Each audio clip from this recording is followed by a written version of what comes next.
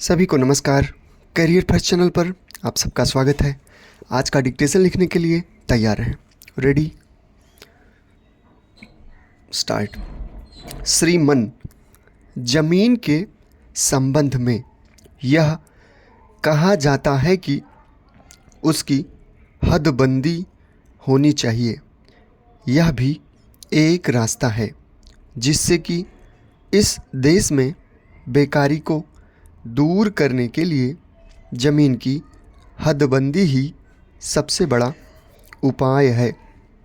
इससे थोड़ी बहुत सहायता हमें ज़रूर मिल सकती है, लेकिन जब तक देश में उद्योग धंधे न बढ़ें, चाहे वह बड़े उद्योग धंधे हों अथवा कुटीर उद्योग हों, तब तक देश में बेरोजगारी की समस्या हल नहीं हो सकती है। श्रीमन, हमने एक नीति तय की है और वह नीति मिलीजुली अर्थव्यवस्था की है।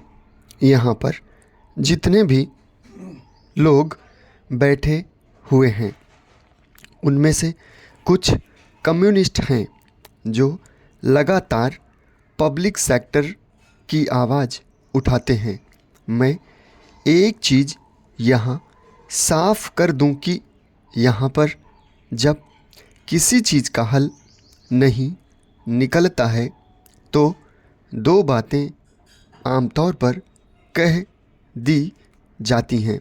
एक तो पब्लिक सेक्टर का नाम ले लिया जाता है और दूसरे कारपोरेशन बनाने की बात कह दी जाती है। दोनों ना हो तो कमीशन बैठाने की बात की जाती है। इन कमीशनों को बैठाने के बाद जो उनकी सिफारिशें होती हैं उनको अमल में लाने तक फिर चुनाव आ जाता है। इस प्रकार यह एक समस्या का समाधान नहीं कहा जा सकता। इस प्रकार कुछ लोग तो पब्लिक सेक्टर की ही बात करते हैं, लेकिन सरकार का कभी भी यह दृष्टिकोण नहीं रहा कि देश में सभी उद्योग पब्लिक सेक्टर में हों।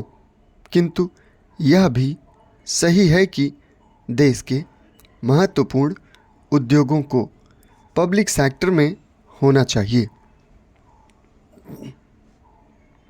जहाँ तक प्राइवेट सेक्टर का ताल्लुक़ है, जहाँ तक उनमें मज़दूरों को सुविधाएं देने का सवाल है, उनके हितों का सवाल है, उस पर हमें गौर करना चाहिए।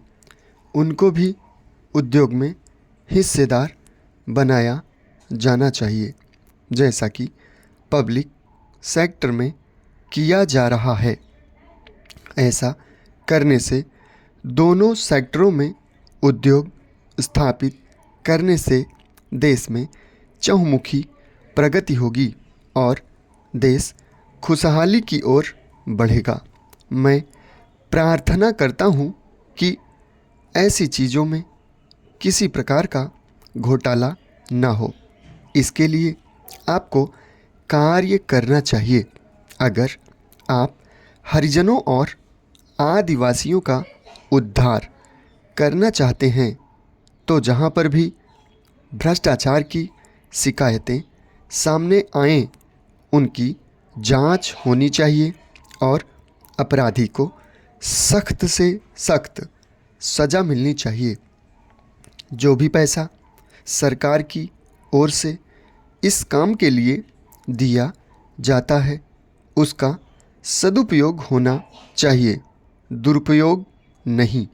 यदि ऐसा हो जाए तो कोई शिकायत करने का भी मौका नहीं मिलेगा और पिछड़े वर्गों के लोगों का भी सही रूप से कल्याण हो सकेगा।